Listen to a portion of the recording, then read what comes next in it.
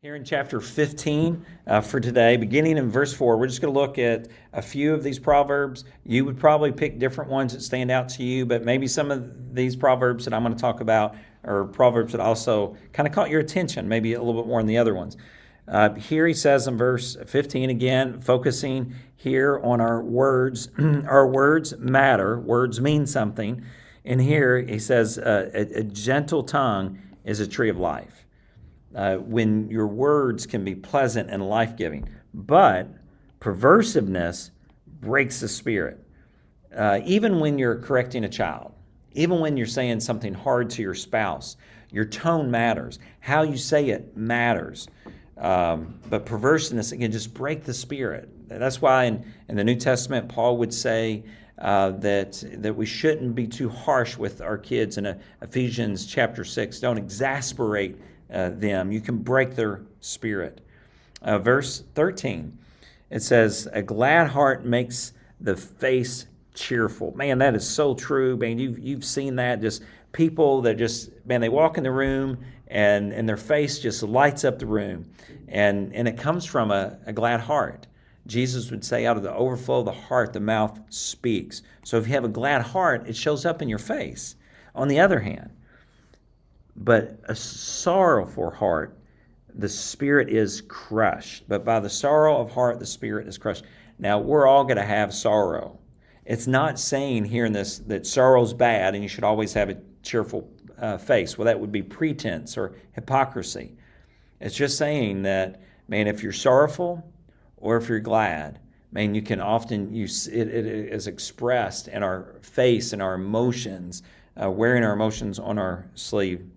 Verse 16, better is a little with the fear of the Lord than great treasures with trouble with it. You can own 10 cars, you can have a beautiful home, you can have all that materialism can give you, but yet you still won't have a better marriage. Your kids won't be in any better shape. It can bring great trouble with it.